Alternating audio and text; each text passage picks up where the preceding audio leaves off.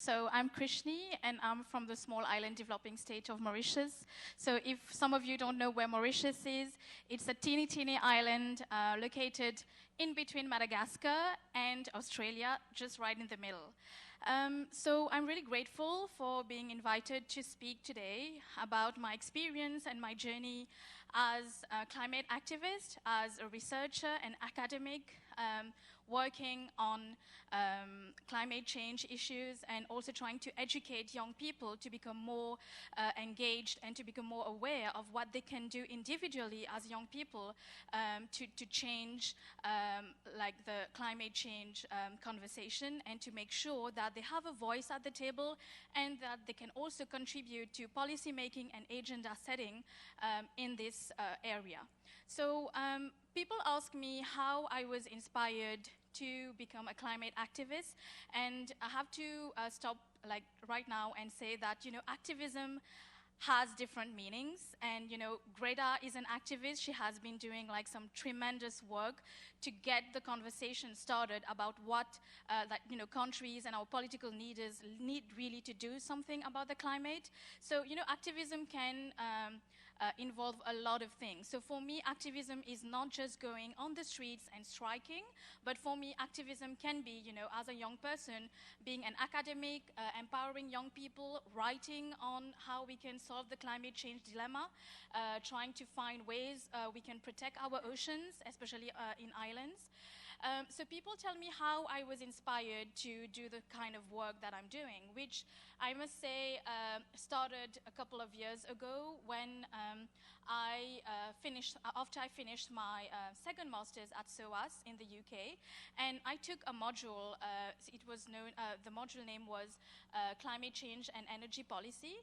And after doing that module, I felt that, you know, something was really wrong in terms of, you know, the climate and the environment, and I had to do something, anything to change that.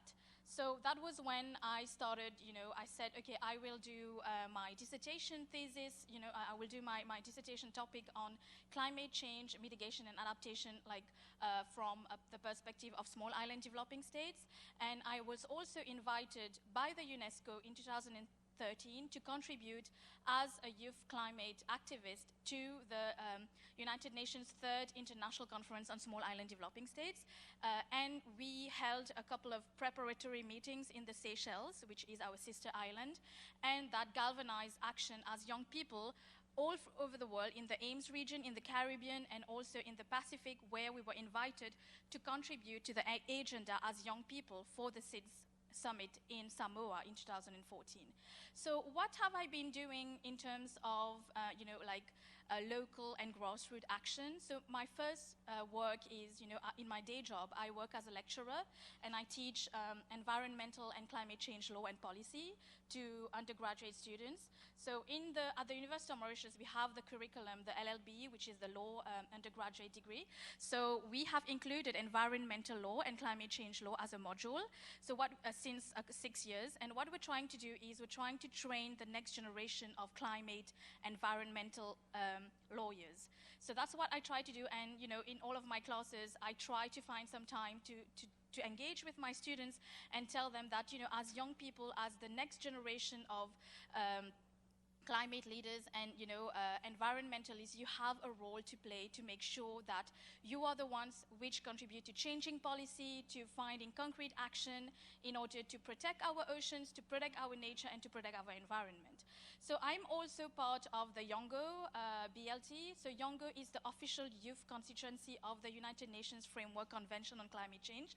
And what do? As the BLT, we empower young people to be part of the conversation whenever policy is being made at international level or at local level. So we try to empower young people to have a voice at the table and also to contribute to policy making. And in terms of oceans and islands, I'm just gonna, yeah. So, you know, I live in an island and we are surrounded by the sea, and sometimes we take that for granted as islanders. So I can't remember the last time I went to the beach, because we say, oh, the beach is just right next door, and we don't like go to the beach.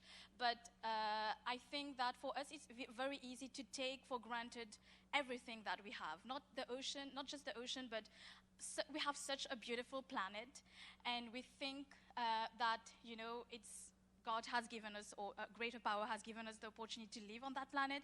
But I think if we have been given the chance to live on such a beautiful planet, we have such beautiful oceans, like such amazing rainforest. So I think we have the responsibility to protect whatever we have, and whatever kind of work we do, it should be with the thought that, okay, I have been given this chance to live on this beautiful planet, so what am I going to do for the future generations? Am I going to give them the chance of being here, of enjoying this beauty, this natural environment, or I'm just not going to care about the next generations? So this quote is, how inappropriate to call this planet Earth when it is clearly ocean.